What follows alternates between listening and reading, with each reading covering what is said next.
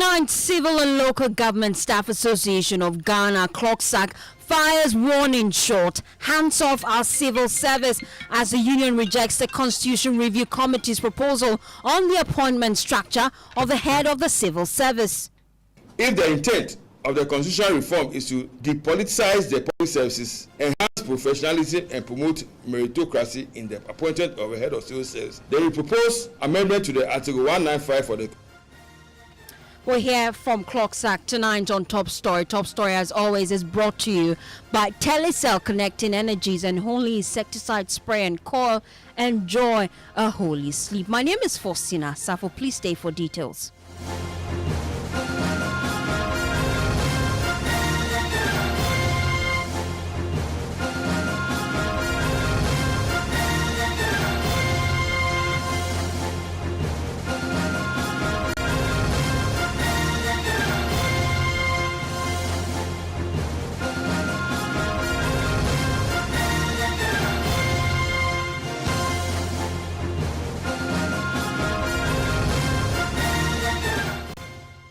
Tonight, the Civil and Local Government Staff Association of Ghana, CLOGSAG, is strongly opposing suggestions to change the appointment structure of the head of the civil service. According to the association, the Constitution Review Committee's proposal for the Council of State to recruit, vet and make binding nominations to the President for the appointment of the head of the civil service is improper and could significantly disrupt the sector. Speaking during a press conference in Accra, the Executive Secretary of the association, Isaac Bampuado, said if the intent of the committee is to depoliticize the public service, amendments should rather be made to Article 1951 of the 1992 Constitution instead of altering the existing structure. We object to the CRC proposal that the Council of State shall recruit, vet, and make binding nominations to the President for appointment of the head of civil service with the assistance of the Public Services Commission. We recommend removing the special appointment arrangement under Article 1931 concerning the head of civil service, which requires the President to appoint the head of civil service acting specifically on the advice of the Public Services Commission, and align this appointment with the general framework under Article 195 governing public service appointments. For clarity, Article 195(1) of the Constitution states that subject to the provision of this Constitution, the power to appoint persons to hold or to act in an office in the public service shall vest in the President, acting in accordance with the advice of the Governing Council of the service concerned, given in consultation with the Public Services Commission. If the intent of the constitutional reform is to depoliticize the public services, enhance professionalism and promote meritocracy in the appointment of a head of civil service, they will propose amendment to the Article 195 for the Constitution that should read as follows. Subject to the provision of this Constitution, the power to appoint persons to hold or act in an office in the public service shall vest in the President, acting in accordance with the binding nominations of the Governing Council of the service concerned, given in consultation with the Public Service Commission. While he also argued that the proposal to elevate the Controller and Accountant General's Department to an independent status could create institutional confusion, weaken fiscal coordination, and introduce bureaucratic duplication. We disagree with the proposals to establish the Controller and Accountant General as an independent or hybrid independent constitutional office. The mandate of the Controller and Accountant General Department falls squarely within the mandate and functional oversight responsibilities of the Ministry of Finance. The CAG operates as an implementation agency of the ministry in executing government accounting, ensuring payments control, and performing treasury management functions. As part of the executive machinery responsible for implementing fiscal policy, the CAGD should remain administratively situated within the mandate of the Ministry of Finance rather than be structurally separated into an independent constitutional body. Implications of making CAG independent. Elevating the department to an independent status could create institutional confusion, weaken physical coordination, introduce bureaucratic duplication, and complete efficient financial administration. B. Implication of appointment of the CAG by the Council of State. Furthermore, we object the proposal for the Council of State to recruit, vet, and make binding nominations to the President for the appointment of the Controlling Accountant General. The proposal is at variance with our firm principles of leaving departmental appointments to governing councils, who have the necessary institutional memory to select, vet, and appoint on merit basis an appropriate institutional head. Implication of oversight of Parliament over the performance of the Controlling Accountant General's Department. Like all public organizations in Ghana, the proposal for Parliament to exercise oversight performance of the Controlling Accountant General through its relevant committees in accordance of law is welcome. However, the Minister of Finance should remain the bona fide body to exercise ministerial oversight over the activities of the Controlling Accountant General.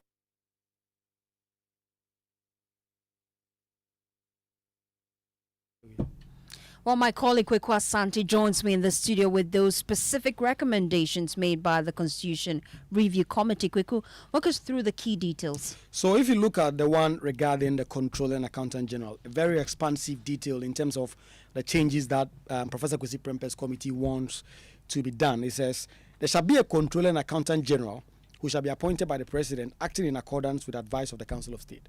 That obviously stays and is looking at the amendment of Article 178.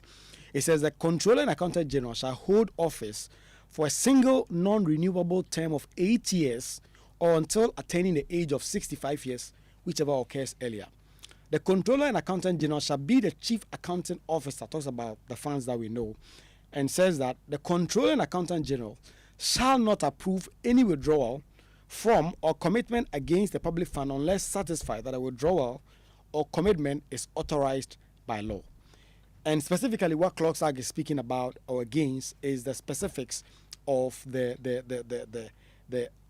Accountant General and the independence of that office. And if you look at the amendment, it's proposing for that. And then you look at the appointment, qualification, and tenure of head of the civil service, The committee again recommended that the head of civil service be appointed by the President on the advice of the Council of State. However, this appointment should be based on the outcome of an open, competitive, meritocratic search process administered on behalf of the Council by the Public Services Commission. And the head of the civil service should hold office for a single non-renewable term of also 8 years or unless he attained the age of 65 years. So the change, particularly when it comes to the head of civil service, that Kwesi Prempeh's committee is recommending is that although the person will be appointed by the President on the advice of the Council of State, that appointment must be based on an open, transparent application process that will lead to a vetting of nominees and ultimately a recommendation made to the President, to the Council of State, for the President to appoint that person into office. Thank you so much, Kweku Asante.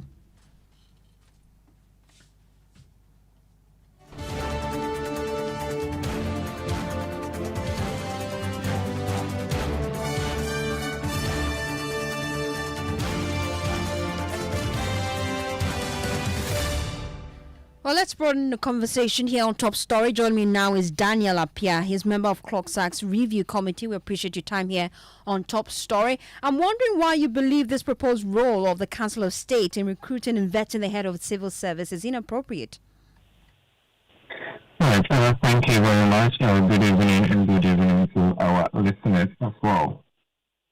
So first, if the Constitutional Review Committee made many recommendations, and the CLOGSAG Review Committee found many of the recommendations to be good, appropriate, and then to the effect that it will help us to move from this electoral democracy to a country that really is serious about development.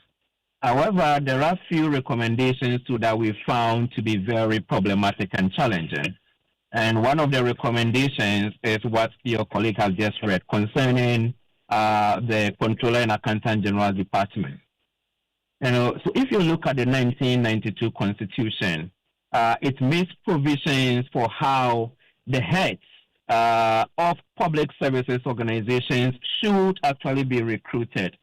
And in order to ensure that persons who actually merit their office, who have the know-how to actually move the organization forward, there's a proposal that the president should make the appointment acting on the advice of the governing council of that particular service.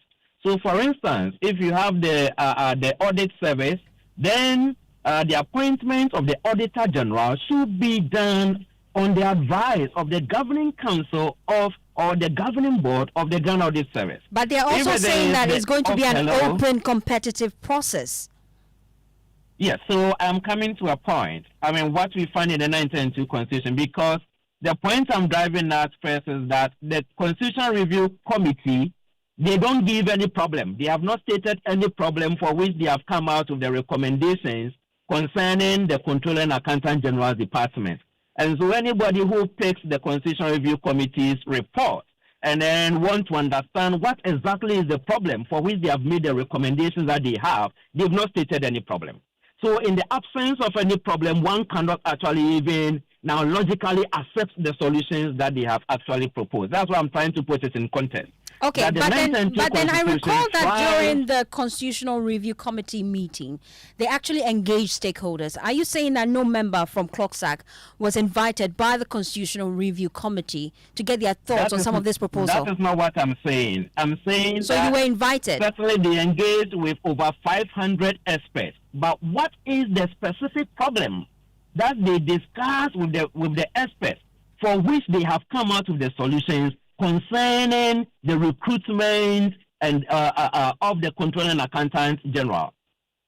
There is no problem that is stated in their document. And to be fair to them, in their methodology, they have stated that the methodology that they use is a problem-solving approach. A problem-solving approach means first you present the problem, and then second you come out with the solution. But go and look at the report. There is no problem that they've stated. Now, if you compare that also to the 2010 Constitutional Review Commission's report, it doesn't say anything about any problem concerning the office of the Controller and Accountant General's Department. So you agree? You agree that indeed you were consulted. Is it the case that this issue did not come up during your consultation with the review committee? I think you've got to get my position. My position here is not a member of CLOGSAG. I am one of the committee members that were engaged by CLOGSAG to help them to review the CRC's report. So I am not a CLOGSAG member. I am one of the committee members who were engaged to help them to do this particular job. And it then begs the question: if you're a member of the committee, why are you raising these concerns now? I think that we are talking about two committees. So the Constitutional Review Committee, which was led by Professor Kwesi Prempeh, I wasn't a member of that. So get that one straight. They have come out with their report. And then CLOGSAG, as the Civil and Local Government Staff Association, now want to review the recommendations, not by just doing it alone, but also by doing it with other experts. So I am one of the persons who worked with them to review the report. I hope that is clear. Okay. And so we discussed the recommendations of the CRC at the end of the day. And we tried to use the same logic that the Professor Kwesi Prempeh committee used by saying they use a problem-solving approach to come up with their recommendations. And so the first thing that you will ask is what exactly is the problem for which they are coming out with that solution. And no problem is stated in the CRC document. Compare that to the 2010 Constitutional Review Commission's report, and you see that for every recommendation that was made, a problem was stated. And so we need to get that one clear. Now, in the absence of a problem, it will be difficult to now appreciate whether the solutions that they are proposing is best or not. Okay, you're now, also suggesting the amendment of Article 195 of the Constitution instead. I'm wondering what specific changes you're proposing to ensure that public service is truly depoliticized. So the recommendations that have been recommended is in line with what is recommended in the 1992 Constitution. Now, one, when it comes to the recruitment of persons like the Controller and Accountant General, you have to now do that on the recommendations of the governing council of the services concerned at the end of the day. And then not to rather give it to the Council of State, which the CRC recommended. So the CRC recommends that the Council of State shall now vet, okay, and listen carefully. The Council of State shall vet and then now make recommendations, binding recommendations. So they shall recruit, they shall vet and make binding recommendations to the President for appointment to offices, including the Office of Control and Accountant General. Now, if you look at the composition of the Council of State, I am asking myself, in the event that the 9-member recruitment team of the Council of State is made up of, let's say, the 2 members from organized labor, 2 people from faith-based organizations, the National Chief Farmer, President of the National House of Chiefs, 1 person from academia, 1 person from civil society, are we saying that these people will be more knowledgeable in recruiting on the basis of merit than the governing council of a public service commission or civil service of the civil service? So the constitution, the existing constitution, certainly tries to make the process more meritocratic by relying on those who have the inside knowledge of the service and not persons like National Chief Farmer, President of National House of Chiefs, people from faith-based organizations and not. No, that is not how you go about trying to find the best person to fill the positions of head of service or Controller and Accountant General's department's head. I hope you understand this point. So on the proposal to make the Controller and Accountant General's department independent, what would you propose moving forward? In the first place, we have to know what the problem is. They have not proposed any problem. And so in the absence of any problem, one cannot actually then rationally actually assess whether or not the solution that they have given is acceptable or not, because their own methodology says they use a problem-solving approach. So it is best at the end of the day now to come out with what exactly the problem was, for which they discuss with various groups. Because what we found rather was that if you look at the Kenyan constitution, where they've created an independent controller of budget, if you look at Article 228 of the Kenyan Constitution, almost the entire provision has just been slightly modified and then transported into our CRC report at the end of the day. And I don't think that at the end of the day, if we are trying to solve a problem in Ghana, we first must know the problem and know whether the Kenyan kind of example or solution is even the most appropriate. But if the problem is not presented, and then one at the end of the day makes a solution which is found in some other jurisdictions, certainly logically you are bound to ask whether that solution is even appropriate for Ghana's context. I hope you get the point. Let me bring in right now, stay with me, Daniel, here. Let me bring in Justice Abdullah. He's a private legal practitioner. Justice, we're just hearing the concerns raised by the review committee from CLOGSAG. I would like to pick your thoughts on this. Educationally, look at Article 1951. Educate us on how amending that article actually deal with the concerns they're raising. Right. So thank you. Let me. I was driving at the time while listening, so I just fact that I did hear quite a number of his concerns, which are very legitimate. I do not think that it is just criticizing for the sake of doing so. I think that they make legitimate point, but my difficulty is that he appears to be criticizing the committee's report solely on the basis of lack of, or if you like, for want of stating in express terms what their problem with the specific provisions in reference is. I think that if you want to look at it that way, you might be clearly unfair to the review committee, because from the onset, Professor H. Prempeh's report set out to do a number of things, particularly in reference to these independent constitutional bodies and, if you like, administrative bodies. I think the whole idea behind reforming the independent constitutional and administrative bodies from the report, if you read the entirety of the report, you would come to appreciate that the idea was to achieve two main objectives. First, to apoliticize those institutions, to reduce the influence of the executive from their appointment and their control direction as we've witnessed presently. And then, of course, also to achieve the kind of independent constitutional or administrative body that would also be fit for purpose. And, of course, finally, to also get us people who merit the appointment and not necessarily people who are aligned to the political party of the president or the executive in general. This is what I could glean from the Constitution Review Committee report of Professor H. Prempeh. And so if you judge it from that angle, then clearly it appears that there is something that we are not getting from what CLOGSAG is saying today.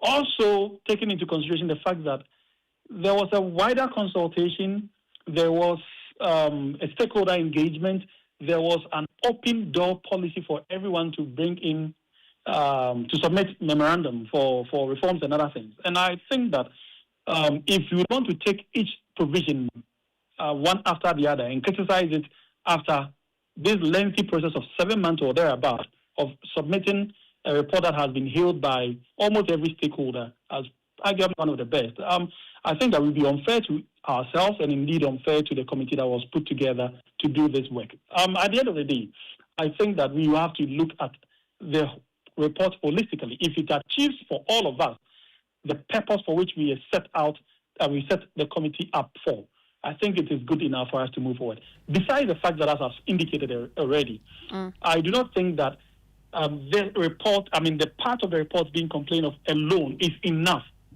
for us to amend this provision. And especially when all the criticisms appear to rest on the lack of clarity as to what the challenge with the current system is.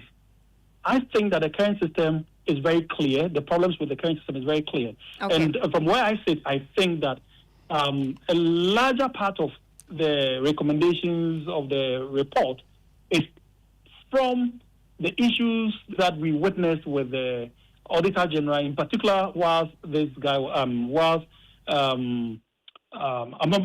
to the previous administration, how the previous Auditor General was booted out of office on the basis of his birthdays and all kinds of reasons that clearly was untenable.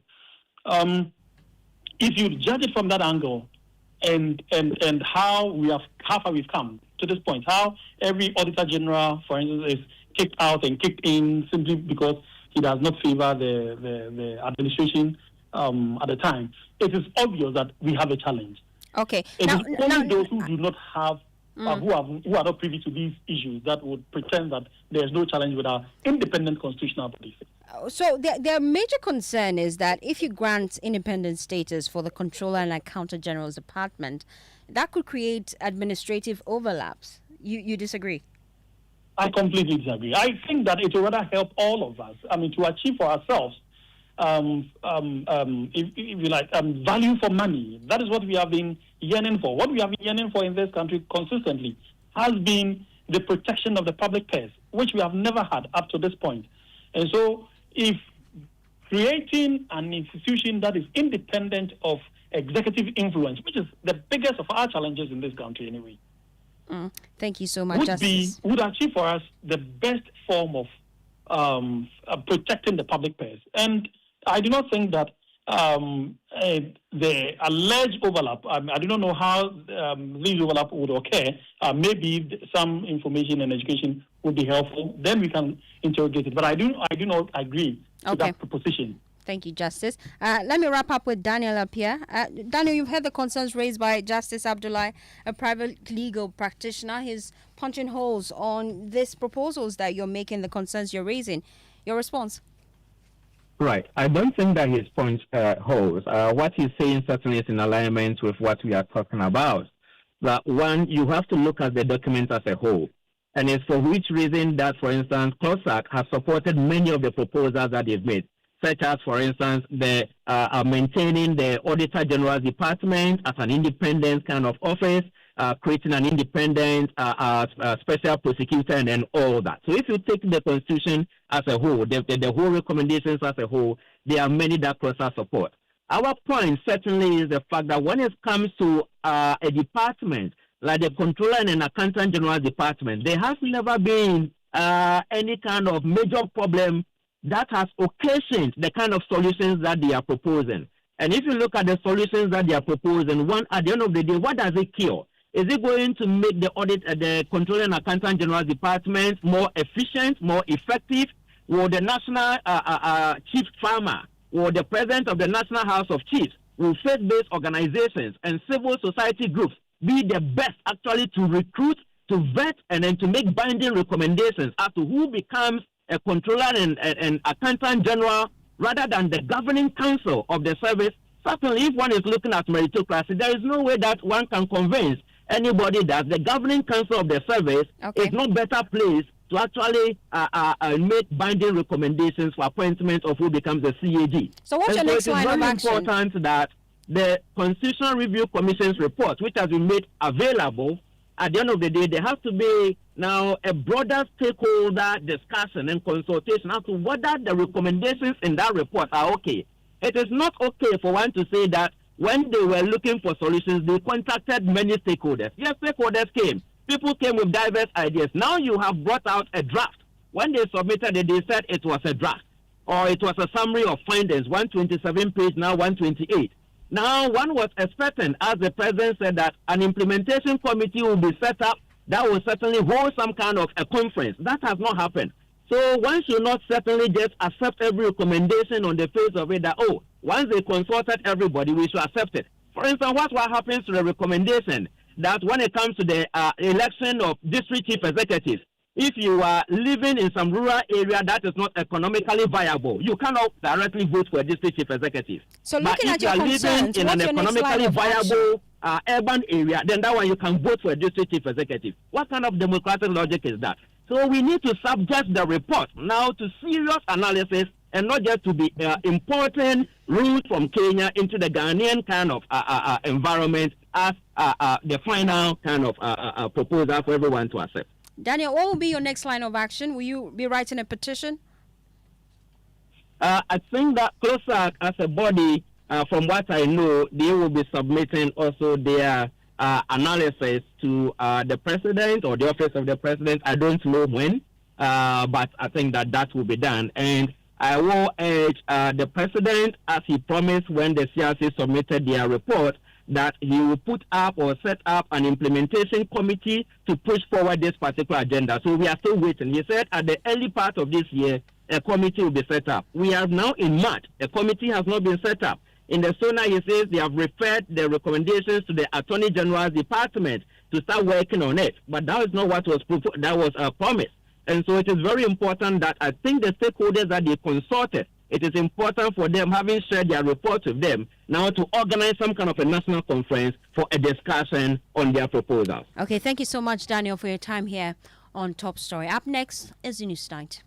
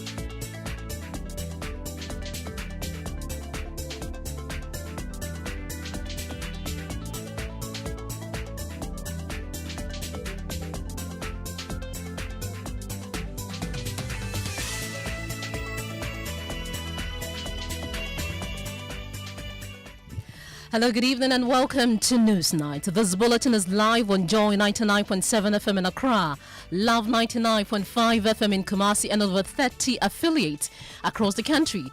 Tonight, the Ghana Statistical Service is advising families to cut back on non-essential expenses and boost savings as housing and utility costs power February's inflation surge. We have details as plantain, ginger, crab, cinema tickets, and even fresh coconuts see the sharpest price hikes. We hear from the Statistical Service. And as Parliament kicks off debate on the President's State of the Nation address, government maintains it is steering the economy with prudence, focusing on stabilization and growth. Like the Phoenix, the Ghanaian economy has risen from the ashes of collapse. And this has happened because of prudent economic management. And corn mill operators at the Agbogoloshi market are feeling the heat after the Accra Metropolitan Assembly shut them down due to alarming hygiene standards. Because most of the chow bars, the restaurant, this is the source of what? The food. Those who prepare banku, kenke, this where they. So once this place is contaminated, the food chain is contaminated. We have more from the latest Joy Clean Ghana campaign, which exposed millers processing food in unsanitary conditions, posing a risk to public health in business. Government statistician Dr. Hassan Idris downplays impact of Middle East conflict on inflation rate spike. In sports, JFA warns referees over poor Ghana Premier League officiating. And a bit later, we're counting down to the Joy Safari Experience 2026. And today, we are shaking things up. Ghana's tourism industry and luxury travel is taking center stage. Across parts of Ghana, nature-based resorts are redefining leisure, blending scenic environment with thoughtfully designed accommodation, curated dining, and immersive outdoor experiences. We got the details of these and many other stories coming up in the next 60 minutes. My name is Kenneth. Gyasi. My name is Ofori. You can be a part of this show by sending us a WhatsApp on 055 11 11 997. Details after this. There are many reasons to connect, and it's all to put smiles on the faces of those you love. Daddy, thanks for the tea cash, okay? I love you. That's my daughter, Angela. Caring for my parents, that's my duty. I also get to pay my utility bills easily with Telecel Cash. And to the suppliers at my shop, hello, sir. Telecel Cash payment received right on time. Thank you. I get to make them smile because I can pay to my suppliers' merchant numbers, even on other networks directly. My dear ones, we keep the connection stronger when our family, friends, and business relations are happy. Live on cash, enjoy convenience, and make those who matter smile when you send them money with Telecel Cash. Telecel, connecting energies. Couldn't sleep at night. Mosquitoes will be whining my ears, bugging me all night long. Till I got a remedy. Now I'll be spraying them away with holy insecticide spray. I go spray them away with holy insecticide spray. When I sleep, me down my dark with holy insecticide spray. Holy mosquito coil, holy multi-purpose insecticide spray. Ghana Kron Kron. For bulk purchase, call 0302 681582. This advert is FDA approved.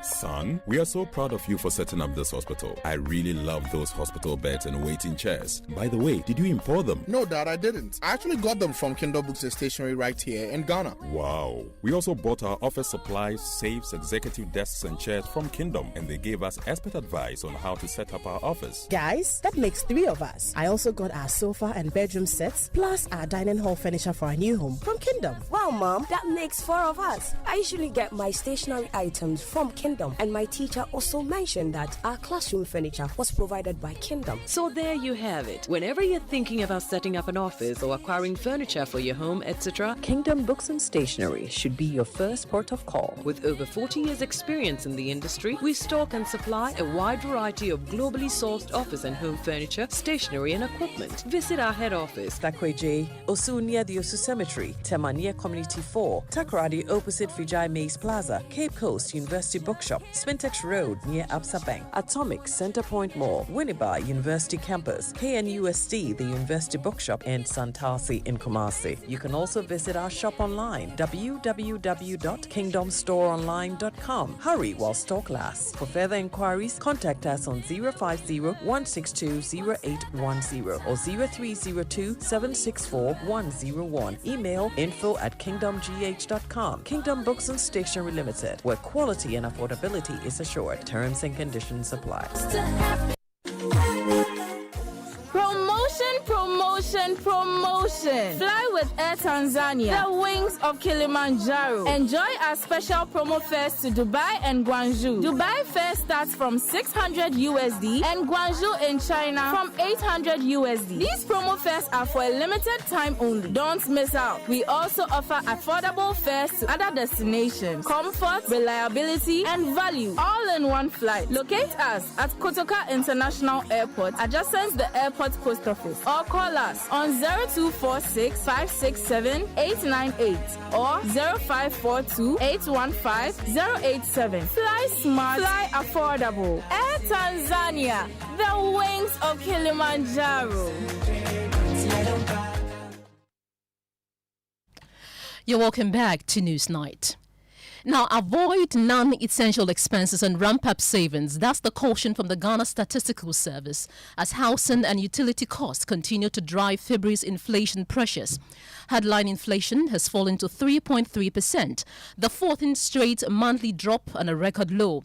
But even as the overall rate slows, the squeeze remains. Plantain, ginger, crab, cinema tickets, and fresh coconut are among the items posting the steepest increases. The service is advising households to plan their budgets cautiously and is urging government to invest in irrigation and transport infrastructure to keep inflation on a downward path. My colleague Caleb Ziblim is with the Joy News research team. Now, he has been combing through the new data and joins us in the studio with more on this. So, Caleb, tell us, the headline inflation dropped to 3.3%. In simple terms, what does this mean for the ordinary Ghanaian? Yes, Pearl. So it basically means that prices in February of 2026 were on average 3.3% higher than in February 2025.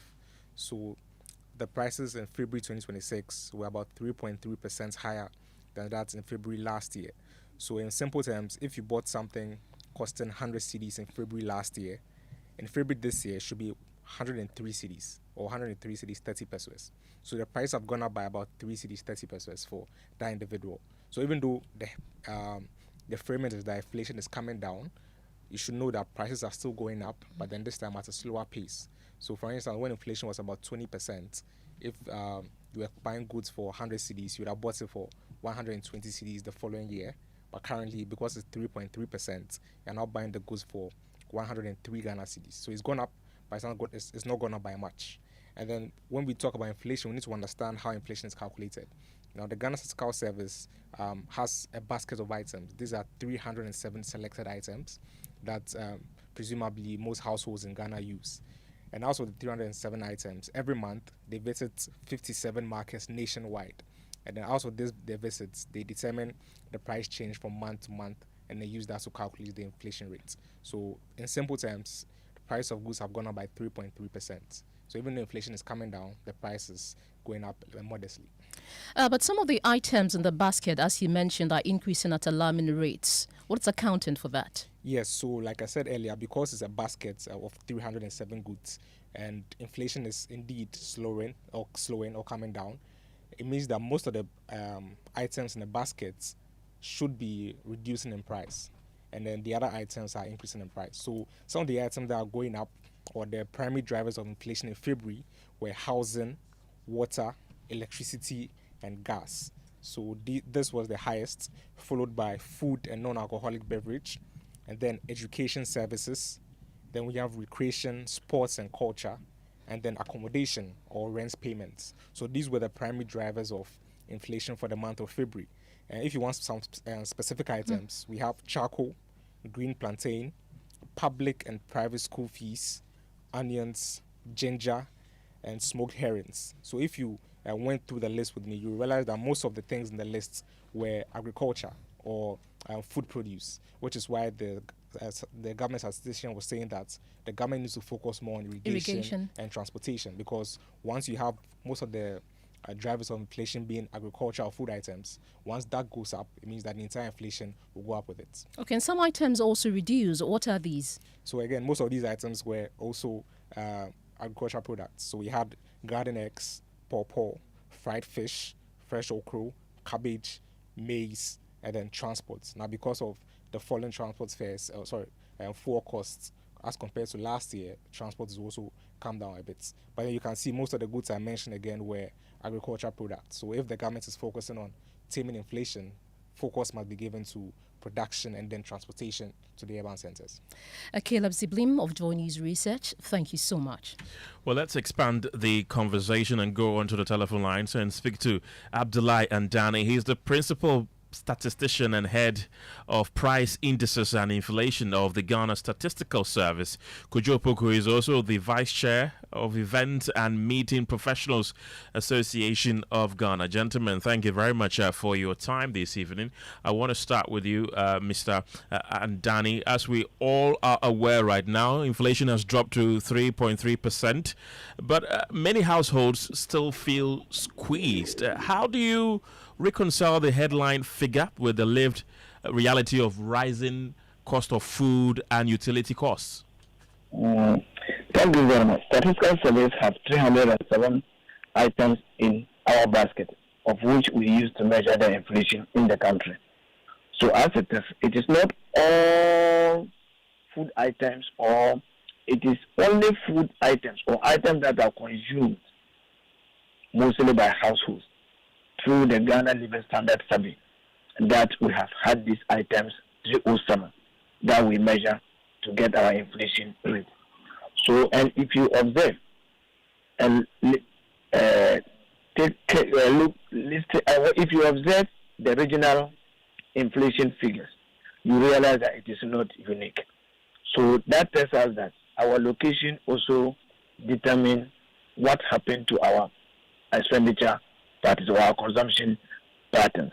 So that would actually illustrate why you see that people will say we are not feeling it in our pocket based on their location. Others will also enjoy it based on what? Their location. If you look at the bottom contributors of inflation, if your consumption pattern is based on this, like garden eggs, pawpaw, fish fried, cocoyam leaves, that's contemporary, okra, tomatoes, the cabbage, grapes and maize, or carrot, certainly you'll be enjoying very lesser pricing as per somebody who had also gotten a different taste of what he is going to consume. So certainly we don't have a unique situation where everybody can enjoy lower price and feel it in his pocket. I give this example as, if you look at currently what is happening in February 2026, the inflation is 3.3% as against February last year, which was a bit higher. If you look at petrol, where petrol prices at that time could have been more than what we are enjoying today. Certainly, if you buy a less fuel to fill your car today, you are going to have a difference in your pocket because you have savings as per the pricing of petrol today. Right. I'm just using this as an example. There are other areas where you go. You buy certain items at a lower price based on what they do and based on their consumption patterns. So people feel it in their pocket, but as a test, based on their location, they might be thinking that no, we don't feel it. Besides that, inflation is one component of measuring cost of living. It is not entirely defining cost of living. So when you merge cost of living to inflation, you might be comparing apples and mangoes, which are not indeed the same. So these are certain things that we need to actually observe before we come to say we are not feeling it in our pocket. Even enjoying consistent price levels means we are better off. Thank you. I see that you give some interesting recommendations. For example, with households, you say that with inflation easing, families can plan their budgets with greater confidence, and this time it is to track spending on food, rent, and school fees. You also made some recommendations to government that they should stay the course on fiscal discipline as well. Why these recommendations? Certainly, let's look at the government, for instance. Major, if you look at the inflation currently, imported inflation is also on the low trend or lower trend. And if we buy our inputs or import them from abroad, certainly we are doing that at a lower cost. And for that matter, production will also be at a lower cost, affecting pricing of the various goods or services that we are coming to render. So if the government maintains the fiscal discipline, it means we are going to enjoy this success. Right, Mr. Andani, one of the interesting things that I found in there was the data showing that the cinema and cultural services are seeing a sharp increment since last year. Why is this the case? This is not what we are saying, but it is based on the data that we collect. Statistical Service collects price data first week of every month and release same first week of the next or the coming month. So we maintain this standard so that at least you can have comparability international wise. So we go to the market, collect the pricing, and then come and do the analysis. Whatever analysis that we have come to settle with, that is what will actually come out. Yes, Mr. Andani, point well noted, but I'm trying to find out how you found out these things. What was driving the cost up in the cinema and cultural services, really? That one, I must not be able to pinpoint why it is rising. Okay. Because I am only a price taker.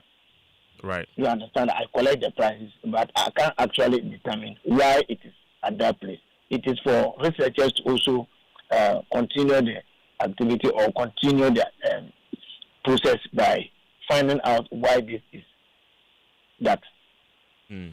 Right, Andani Abdullahi, thank you very much. He's the principal statistician and head of price indices and inflation at the Ghana Statistical Service. And we still have Kojo Opoku, who is the vice chair of Event and Meeting Professionals Association of Ghana. And Kojo, you've been listening to one of the government statisticians at the Ghana Statistical Service speaking about the fact that he cannot speak to the rise in cinema and cultural services, which is your forte. You are within that sector. What have gone up within the last 1 year? Thank you very much. Within the last year, if you look at our landscape in this country when it comes to cultural and entertainment-related industry, we lack a lot of investment. A lot of the investment that has been made over the years have come from private pockets. And so whenever there's demand for the investment to be made, one has to look at the cost of money, one has to look at the value of that money, and then be able to decide where they put it. Because there are other things that are calling for that same amount of money that one can turn the money around over a short period and realize a profit. So entertainers and people who invest in the business over the years have had to invest in the industry, but also expect very good returns over a shorter period because the funds are not readily available. I am wondering if there's any bank funding, this industry. Let's put them in some private pockets. And so you want to be able to put the money in and be able to turn it around quickly so that you can take it out and move it into, other parts of your industry. Right. So once that happens, then one has to look at the value.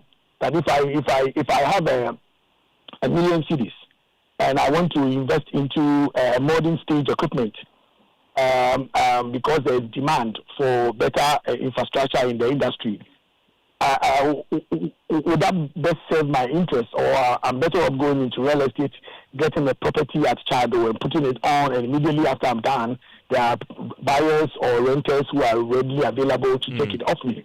And how is this challenge affecting players within the sector? That is why you are seeing very high price and high cost of events. I mean, I've had people who want to bring concerts and events to this country take my invoice and say, hey, why is it that it's so expensive to do this thing in Ghana here, and compared to maybe Cape Town or compared to some other African countries, Ghana seems very, very expensive when it comes to your industry. And I always tell them that there's no investment coming from institutional investors. It's a lot of small monies from private pockets that are going into these ventures. And once you do that, you want to be able to turn around the money quickly and be able to get some higher value so that, it will be worth your while.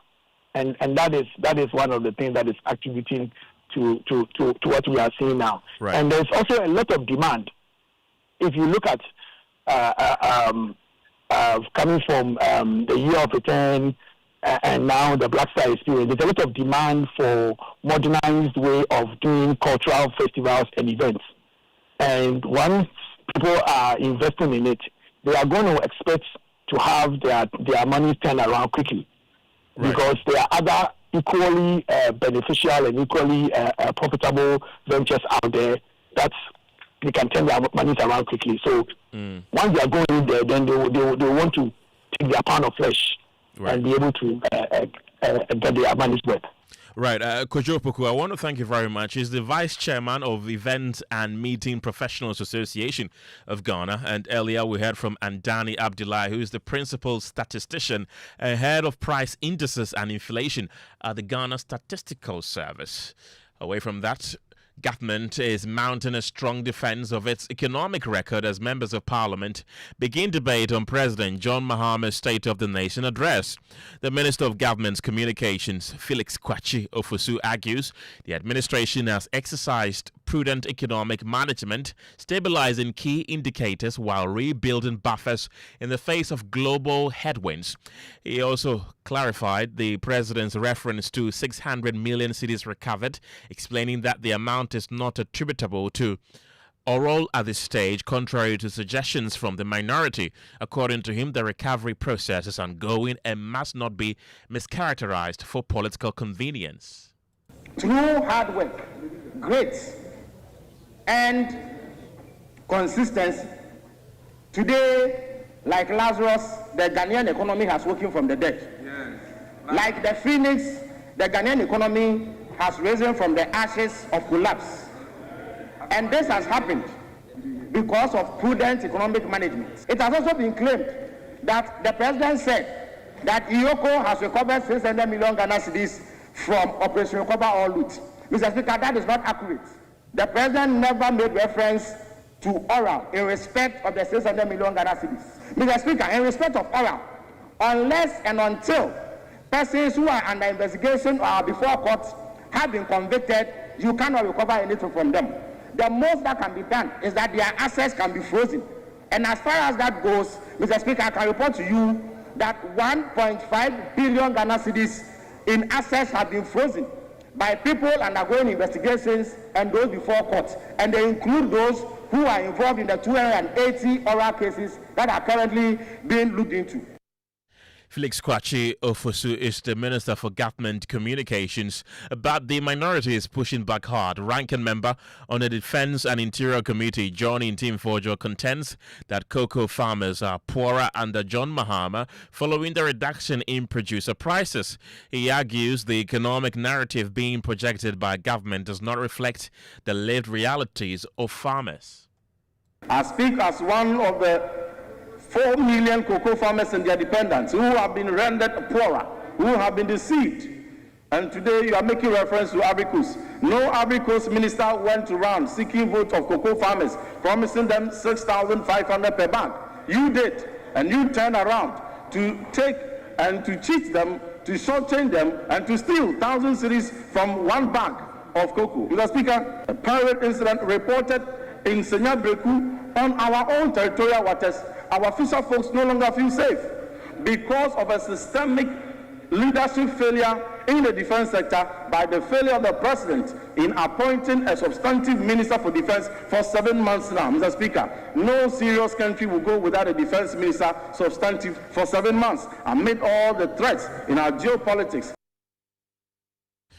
Let's go on to the telephone lines right now and speak to our resident parliamentary correspondent, Kweku Asante. Kweku, the chairman of the Finance Committee, Isaac Adongo, says the minority should abandon what he is describing as cocoa politics, insisting the attempt to convince Ghanaians that the government is shortchanging farmers has failed. Tell us more.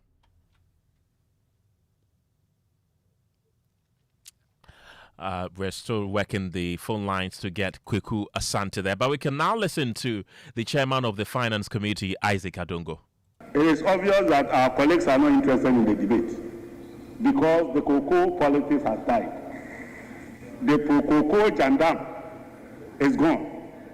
Today, everybody knows that Ghana pays twice as much as Côte d'Ivoire for the price of cocoa. So for those of you who are out there deceiving some farmers that somehow or another it was John Dramani Mahama that was reducing cocoa and was pointing to Côte d'Ivoire as the savior of the cocoa industry. Today, we want you to visit the farmers and tell them that cocoa is more expensive in Ghana than it is in Côte d'Ivoire. So of course, after having seen the collapse of the cocoa politics, it is not surprising that their seats are empty, because they have nothing to say again. That is the chairman of the Finance Committee in Parliament, Isaac Adongo. Let's bring in a resident correspondent in the House of Legislature, Kweku Asante. Kweku, there were also sharp exchanges on the floor with an NDC MP likening the conduct of MPP MPs to the Winneba Youth Choir. Tell us more. Well, Ken, you will recall that on the day of the message of the State of the Nation, the minority came in with sachets and cocoa and was singing every now and then. NDC MP for Sefiwi also, Honorable Enter says, the minority were engaging in conduct as though they were the Winneba Youth Choir being conducted by Alexander Afeni Martin, who coincidentally or incidentally is the Member of Parliament for Futu in Winneba. There's also a member of Parliament on the New Patriotic Party front who says, when it comes to the cocoa matters, it's not something that the minority are going to let go. They're going to press on until government listen to the demand of cocoa farmers. Listen to those two MPs on the floor. Interest rates has dropped. And these are all facts that I was expecting my colleagues to allude to. Unfortunately for them, on Friday, when they got the opportunity, they decided to establish a branch of the Winneba Youth Choir here in this chamber. And the choir master, who hails from a Futu, having a greater perspective of choral music, decided to mock cocoa farmers by letting his choir people dress in choir robes. In fact, what he did not know was that cocoa farmers in Sefiwi who do not dress like choristers when we are going to farm. What we do is to wear what we call our working gear, our Wellington boots, and our cutlasses. I was expecting you to sing, to praise, appreciate what the president has done. I was expecting him to sing with Chiama Kainina Mame. When the CD is artificially stimulated, there is lack of export competitiveness because the CD is stronger and our exports become, the cost of our exports become very high. So it disincentivizes exporters, and the people who are outside getting our exports are not ready to buy from us. From Parliament, let's do business. George Riafe is here with the latest. Well, coming up in business, government statistician Dr. Hassan Idrisu downplays impact of Middle East conflict on inflation rate spike, and also government is set to finally issue more than 20 billion Ghana cedis bond later this month to finance infrastructure projects. The business news on Newsnight is brought to you by MTN Business. Welcome to the new world of business. Kingdom Books and Stationery, your number one-stop shop for all your office essentials, tanks and Pepsodent, Herbal and Charcoal. Je m'appelle Je m'appelle. Je m'appelle. Mappe. Et mappé. French idiot. This is midi croissant. Meet a Jan. She makes sobolo in a small shop in Kaswa. She's going places with MTN Ejumapa. Now, she's learning French kakra to teach her francophone customers indigenous recipes. Watashi no namae wa. Watashi no namae. Boy. Whoa. She's learning Japanese too? Watashi. What? If you're a woman with a small business, join MTN Ejumapa today by dialing *5060# and enjoy 150 megabytes data, a lifestyle bundle for social media, free MTN to MTN calls every Monday, and an insurance cover. You will also gain access to expert training, discounts on digital tools, and financial support to grow the business of your dreams. Terms and conditions apply. MTN. Are you ready to revolutionize the future of agriculture?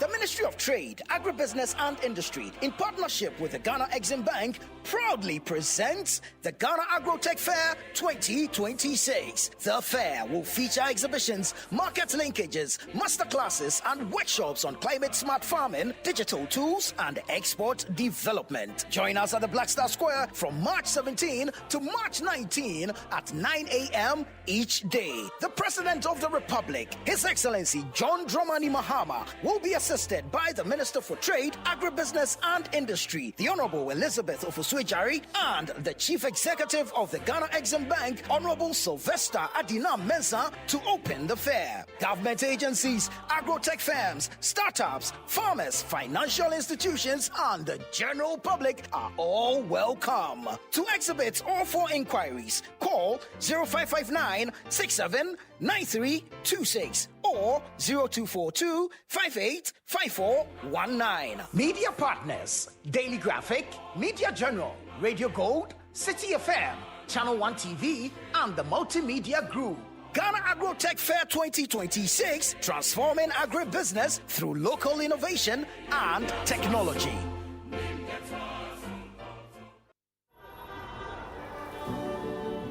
Cast your mind back to 2022. The prices were rising. The stress was high. Every liter of fuel felt like a sacrifice. Do you remember who stepped forward first? When others were comfortable with high prices, Star Oil chose you. We cut our own profits so you could keep your AC on, keep your engines running, and keep your life moving without the heavy burden. We gave you room to breathe when things felt tight. Because of you, our star savers, we became number one. Today, the pumps are a battleground. Others are finally cutting prices because they have to. But Star Oil, we do it because we want to. Don't just chase a price, remember a friendship. We were there for you then, and with new innovations coming your way, we are here for you now. Star Oil, still quality and affordable fuels for all.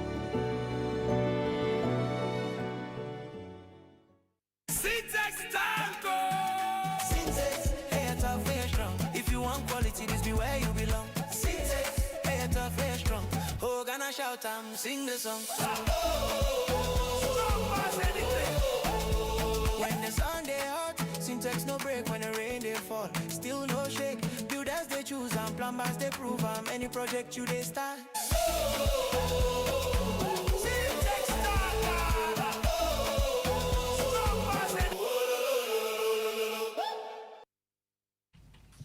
Welcome back to Business on Newsnight.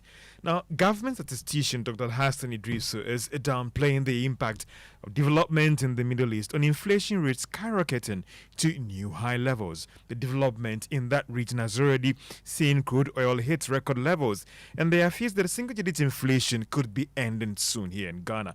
The Ghana statistician has been explaining why we shouldn't be that worried about things getting out of hand here in Ghana. I'd like to answer this question with all other things being equal. All other things being equal, that is likely to affect the export price of petroleum. And once the export price increases, that's likely to affect transportation prices. And then that directly will feed into, inflation. But I must say that this is a very simplistic explanation. At the end of the day, in real life, you can't hold all other factors constant. As the international price of crude oil increases, or even if it reduces, you have other variables like exchange rate that is also moving. So if, for example, you continue to see the exchange rate appreciation or appreciate, then it's a matter of which factor is outweighing the other. But that's not all.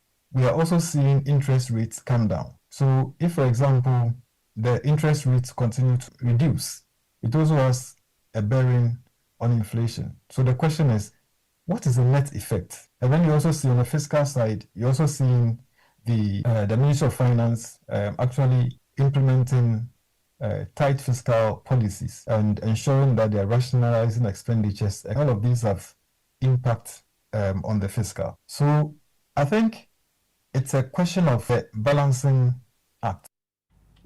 And that is government statistician Dr. Alhassan Idrisu. And meanwhile, declining food prices helped slow inflation rate for the month of February to record levels. The rate dropped from 3.8% in January to 3.3%. The Skull Service says that this is the lowest since 2021 rebasing and the 14th consecutive decline. The data actually showed that from January to February, there was actually some deflation when it comes to the general price levels of food. Still on inflation, businesses say the Bank of Ghana may have to move quickly and cut the policy rate to aid in the reduction of costs in the country. Magbedu Abuaje is Chief Executive of the Ghana Chamber of Commerce and Industry. Reduction in the inflation rate, because I think the policy rate should drop further significantly to around 10% to ensure that they align. So hopefully when Monetary Policy Committee meets, so they will look at the numbers and look at how possibly they can also bring down the policy rate. And once policy rate should go down with the Ghana reference rate also significantly dropping, lending rates should follow suit. Currently it's around 20-21%, and we're expecting that at least it comes to around 50%. That will give us the relief, the leeway for businesses to also borrow and invest. We have a lot of investment opportunities. Magbedu Abuaje is the Chief Executive of the Ghana National Chamber of Commerce and Industry. Now, government is set to finally issue more than 20 billion Ghana cedis bond later this year, this month, to actually finance infrastructure projects. Now, that's according to the Bloomberg News Network. There is more in this report. Government is looking at issuing a 7 to 10-year bond to finance its infrastructure projects in the country. Sources close to government have told Joy Business that they are exploring this avenue because when it comes to infrastructure projects, it needs to rely on long-term funds. We cannot forget about plans by this administration to embark on several infrastructure projects under the Big Push initiative. Government is also going ahead to issue this bond after the expiration of restrictions on issuance of bonds as part of the domestic debt exchange program. And that is a Business Desk report. Now, the Petroleum Hub Development Corporation has announced government resolve to pay 900 million Ghana cedis as compensation to landowners who will be affected by the establishment of the Petroleum Hub in Jomoro in the Western region. Chief Executive of the corporation, Dr. Tony Obi, stated that the corporation is working closely with government to address the compensation issues and secure the necessary land for the project. He spoke to Joy Business at a strategic engagement with CSOs in Accra. Because of the reduction in the size of the land, we have to recompute the figures, but we are looking at around 900 million Ghana cedis, between 800 and 900 million Ghana cedis, which in dollar terms is $100 million. I've told you that the president himself has asked questions about why that money has not been made available, for which reason my minister is actively trying to resolve. Dr. Obin was, however, optimistic about resolving all the land issues by June this year. We found one big challenge, land acquisition. So we are working on the land. We also have to train people, prepare them for the investors who will come. So it's also one of the areas that we are looking at, training people, making them ready and fit for purpose. So these are the two key things that we are looking at. Dr. Tony Obene, Chief Executive of the Petroleum Hub Development Corporation. Let's turn our attention to the stock market. If you had invested on the market, you make it more than 59% so far on the market in terms of returns to you as an investor. And that's all for the Joy Business Report on Newsnight. Back to you, Ken. Well, thank you very much, George. You're still listening to Newsnight here on Joy 99.7 FM. You can be a part of this show by sending us a WhatsApp on 055 11 11 997. Share your thoughts with the stories we've brought to you so far, Pearl. Well, let's bring you other stories now. And multiple corn mills at the Agbiblochi market have been shut down by the Accra Metropolitan Assembly after authorities uncovered what they describe as dangerous and unhygienic operating conditions. The move follows disturbing findings by the Joy Clean Ghana campaign, which revealed that some mills grinding corn and cassava dough staples consumed daily in many homes are operating in environments that could expose the public to harmful pathogens. This means the corn dough you buy from the market may have passed through facilities that fall below basic sanitation standards. While the Assembly says the closures are aimed at protecting public health as enforcement actions begin in the Central Business District, my colleague Stephen Mensah was on the ground earlier today and filed this report. I'm at the starting point of where some of our favorite delicacies are made, the banku you and I both enjoy. And this is where everything starts, the grinding of the corn dough before it's prepared or made into the banku you and I both enjoy. Our latest visit to Agbiblochi market, where corn dough is prepared, reveals unhygienic conditions under which these items are prepared. The floor of a meal to be clean and hygienic, but this floor is not clean. Even at the close of day, they do not clean the place. You can see accumulation of waste over there. And these are detrimental articles that are not supposed to be here. Joe is one of the millers operating here at the Agbiblochi market. I know, but we used to do every week. But because of Kukote dust, always the cow web is coming. So I will come there. You should show me the place as you come there. I will come there. He searches through his documents in search of his health certificate. After minutes of searching, he finally finds it. But at what cost? If they come, they told us. They tell you? Yeah. That is why I say every 2 weeks we clean. Every 2 weeks we clean. These items are prepared and stored and hoarded in the sacks for hours, days, sometimes weeks or months. And they're sometimes left on the bare ground. And this, the Accra Metropolitan Assembly says, is in contrast and serves as a major health risk. The place is dirty. Therefore, we are going to give him notice and then close the place down, as we did to the other shop. Close the place down. How long will this place close? Yeah, we'll close it down. We give him guidelines or directives to comply with. If you comply with them, we'll open it up. Thank you. Because we cannot compromise on food safety. Because most of the chow bars, the restaurant, this is the source of what? The food. Those who prepare banku, kenke, this where so once this place is contaminated, the food chain is contaminated. Thank you, sir. Thank you. I'm already reconsidering my life choices with regards to what I eat. And I believe this will be the same for you and I. Given the way our favorite delicacies, the banku you and I both enjoy, is prepared and the items are handled. From the Corn Mill Center here in Agbiblochi, I'm Stephen Mensah for Joy News. The Environmental Protection Authority says it has a strong legal basis to prosecute the importers of banned Shanfan machines after over 1,000 pieces were seized at the Tema port on Tuesday night. The operation conducted with national security uncovered the machines concealed in separate containers destined for mining districts. This follows a similar seizure of over 200 machines in 14 containers weeks ago. Professor Michael Ayangba is the deputy CEO of the authority. I spoke with our CEO yesterday. He instructed that I go to the port to verify. So since Tuesday, I've been going there every day to do verifications. And one of the instructions was to begin to work to prosecute the importers, because this importation was done in contravention to the ban we issued on the 29th of October 2025. That placed a ban on the fabrication, importation, distribution, and sale of small motorized dredging machines, popularly called sampan, in Ghana.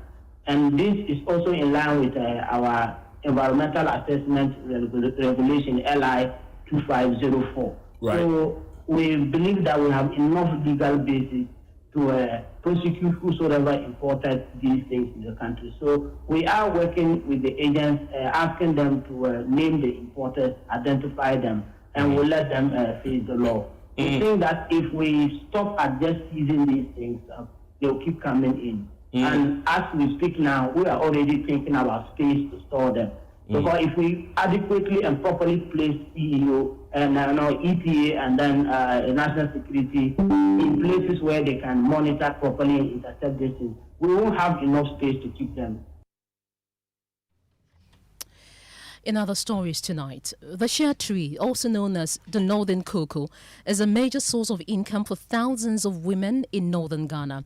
Unsustainable logging, charcoal production, bushfires and land clearing are however destroying shea parklands in the Upper West region.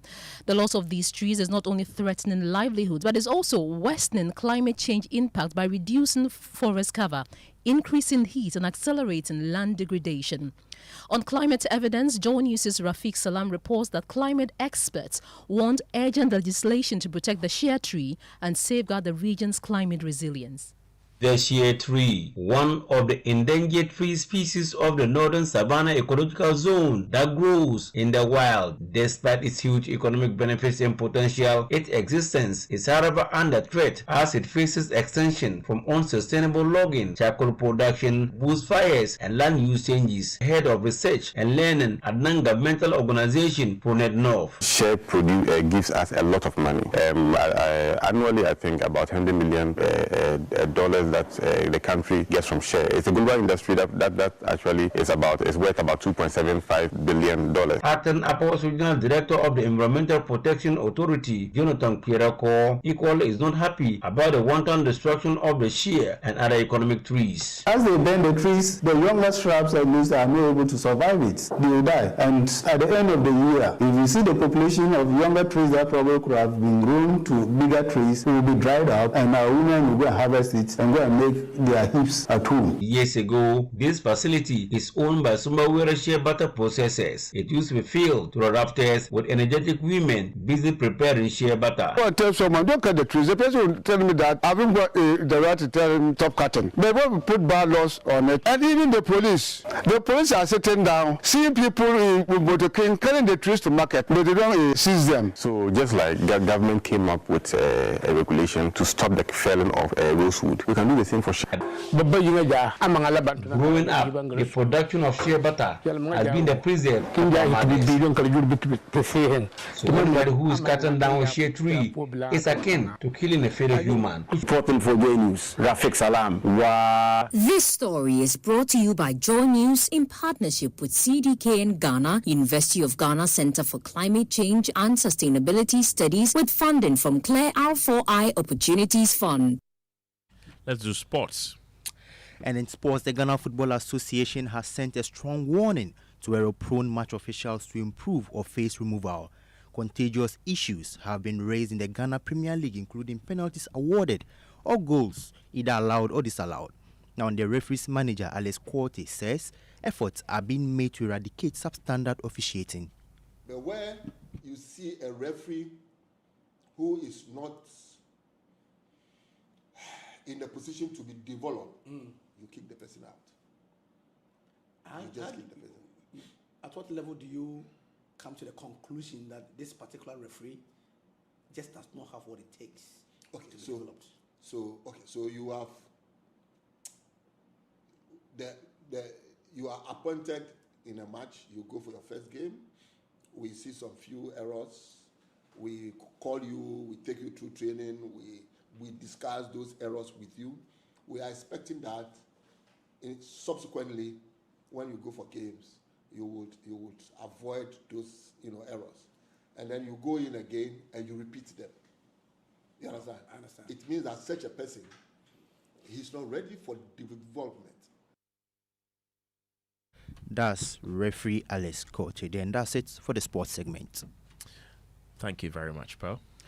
Well, the National Communications Authority has initiated a process to revoke the 5G exclusivity clause held by NextGen Infraco, NGIC. Well, the regulator announced on Wednesday it has issued a formal notice of proposed license amendment to NGIC pursuant to Section 14 of the Electronic Communications Act 2008, Act 775. The amendment, if finalized, would remove the clause that currently grants NGIC exclusive rights to operate fifth-generation network services. My colleague Caleb Ziblim is back in the studios with that. So, Caleb, did the NCE explain why this action has become necessary at all? The authority said this action is to be in the public interest with the objective of promoting competition and innovation in the provision of 5G services, enhancing consumer choice and service quality, accelerating nationwide digital transformation, and ensuring optimal and efficient use of the spectrum as a natural resource. It said that it is in accordance with Section 14 of Act 775. The proposed amendment will take effect 90 days from the date of the notice, unless otherwise determined after consideration of any representations made by the licensee within the statutory notice period. And do we know the progress made so far with the installation of 5G sites? So NGIC has installed some 49 5G sites across the country, and we have 43 sites in the Greater Accra region, 2 sites in the Ashanti region, 1 site in the Western, another 1 site in the Northern region, and then 1 site each in the Bono and Central regions. The NTA also noted that the NGIC is in default of its license fee, installments payments under the schedule of license fee payments forming part of its license conditions. The authority is addressing this matter in accordance with the applicable license conditions and statutory provisions. Caleb Ziblim, it's always good to have you here. Thank you so much. Now, for many travelers, luxury vacations are often associated with destinations outside Ghana. But across the country, a new generation of tourism experiences is challenging that perception, combining comfort, nature, and high-end hospitality within Ghana's own landscapes. As part of Joy 99.7 FM's series ahead of the Joy Safari Experience 2026, my colleague Noella Karen Yale takes a look at how luxury tourism is increasingly being defined locally. Good afternoon, passengers. This is the pre-boarding announcement for Flight 372A to Kansas City. For years, the idea of a luxury getaway often began the same way: a passport, a boarding pass, and a flight out of Ghana. But a quiet shift is taking place within the country's tourism landscape. Increasingly, travelers are discovering that comfort, adventure, and refined hospitality are no longer experiences reserved for destinations abroad. Across parts of Ghana, nature-based resorts are redefining leisure, blending scenic environment with thoughtfully designed accommodation, curated dining, and immersive outdoor experiences. The result is a form of luxury that feels distinctively Ghanaian, relaxed, culturally rooted, and deeply connected to the surrounding environment. It is this evolving travel culture that informs the concept behind the upcoming Joy Safari Experience 2026. Scheduled for March 20 to 21 at Safari Valley Resort in the Eastern region, the initiative invites participants to experience a unique blend of nature, leisure, and premium hospitality, all within Ghana's borders. Because sometimes the most rewarding journeys are not the ones that take us far away, but the ones that help us rediscover what already exists at home. For Joy News, Noella Cariniale.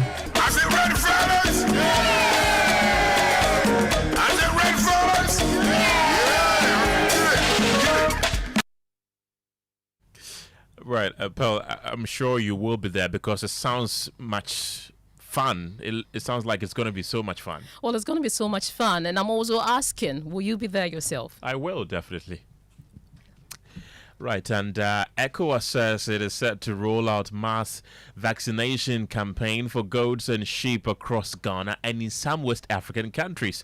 According to the ECOWAS Regional Animal Health Center, about 157 million goats and 110 million sheep across West Africa are at risk from a highly contagious viral disease commonly referred to as sheep and goat plague. Authorities say the disease will require a massive vaccination campaign across the region to contain the disease. The following report has more.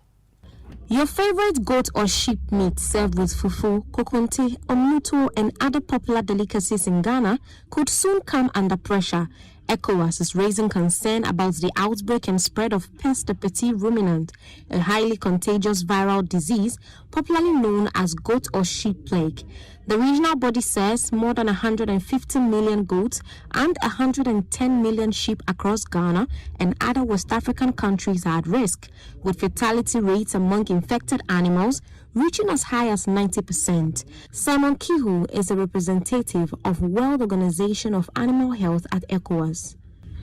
We meet to confront peste de petit ruminant, a disease that may be invisible to the global headlines, yet it's very visible and devastating in our rural communities. PPR silently erodes food security, income, and resilience. In the Sahel and the coastal zones, small ruminants are primary entry point for the livestock economy, to the livestock economy. Veterinary professionals have been trained and digital tools have introduced to enable real-time monitoring of campaigns. To date, hundreds of millions of animals have been vaccinated across the participating countries. The good news is that the disease is not zoonotic, meaning it cannot be transmitted to humans. However, experts at ECOWAS are warning it could severely disrupt livestock supply across the region, potentially driving up the price of goat's meat and threatening farmers' incomes. They say a coordinated mass vaccination campaign is now being rolled out across West Africa to contain the spread of the disease and protect livestock populations. Dr. Emmanuel Kujo is Ghana's Chief Veterinary Officer. Remains a cornerstone of economic stability and rural development within ECOWAS member states. Mass vaccination campaigns are among the most effective tools we have to control. This Kabuko's reports for Joy News. That's it for Newsnight, but before we go, here are some of the messages you've been sending to our WhatsApp platform. Francis from Accra says, you see how telling lies for political gains can make a whole minority leader apologize, whether what Afenyo Makin said has been deleted or not. The internet has recorded it, and it will be used against him one day. To the NDC leadership, they should learn a lesson with MPP and stop treating them as a girlfriend on political issues. They will regret it one day painfully if they don't. And thank you very much for your company this evening. My name is Kenneth. Gyasi. My name is Ofori. Right after this, though, is Strong and Sassy. And guess who is here? Hey, Kenneth, what's up? How are you, Akofa? I'm doing okay. Right. So, yeah, we're having our very first conversation in Ghana month, and so we're leaning more towards our Ghanaian mothers, what they were doing back then and how it is reflective on our lives today. So we're expanding on the conversation. We're trying to have fun with it as well, and not, having a hardcore conversation, but we will delve a little bit into that and also do the lighter side of things as well.